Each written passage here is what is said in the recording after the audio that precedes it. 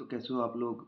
उम्मीद करता हूँ आप लोग ठीक ही होंगे। तो अभी मैं पढ़ रहा था द 48 लॉज ऑफ पावर और उसमें एक चैप्टर है। आई थिंक चैप्टर 36 है। ठीक है, तो उसमें ये था कि अ, जब भी कोई सिचुएशन ऐसी फंस जाए जिसमें कि आप कुछ नहीं सोच पा रहे हो, ठीक है।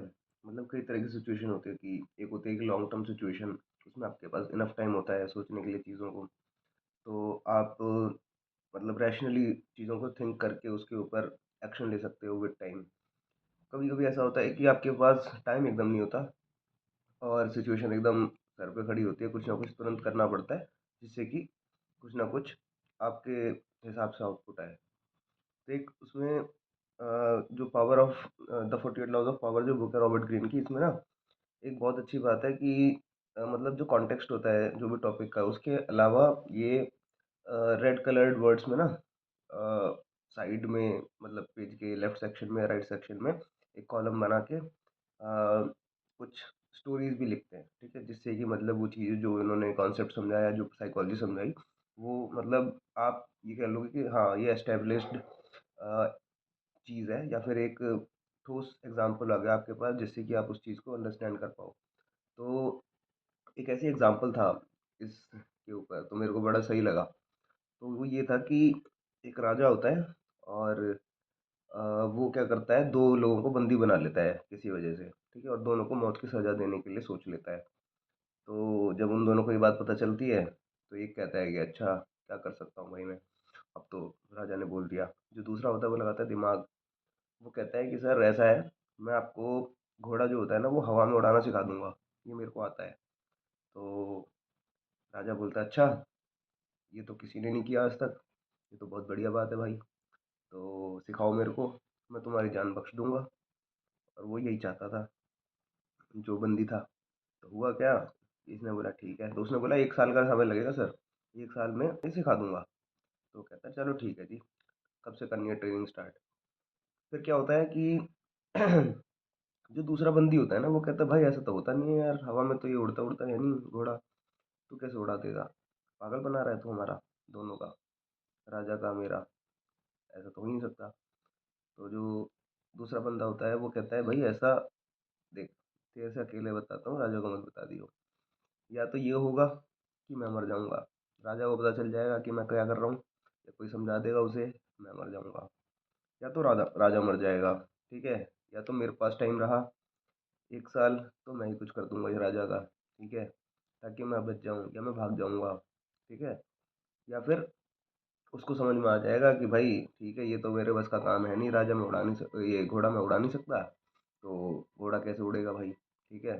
तो राजा हो सकता है डिप्रेशन में मर जाए कि भाई मेरे अंदर ही कोई कमी है, ठीक।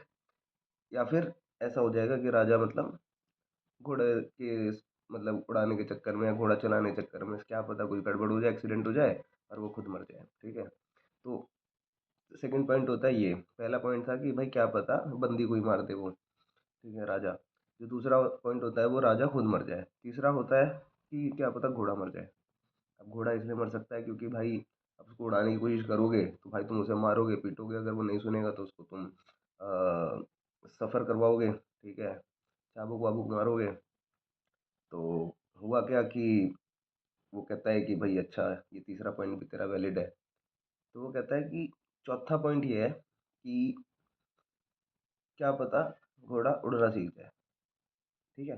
अब ये जब उसने बोला तो ये बोला तो भाई चौथे जो दूसरा बंदी सुन रहा था उसका एकदम दिमाग खराब हो गया। वो कह रहा है ये कैसे बोल सकता है तू, कहता देख यही 4 चीज़ें हो सकती है और कुछ तो होगा नहीं, ठीक है। तो इसका मतलब ये है कि भाई अगर तुम अभी ही अपनी जो हार है या फिर जो मौत है उसको एक्सेप्ट कर लोगे, राजा ने इसलिए सिर्फ कह दिया इसलिए, तो कहानी तुरंत खत्म हो जाएगी, मारे जाओगे, जैसे दूसरा बंदी था वो मारा जाता।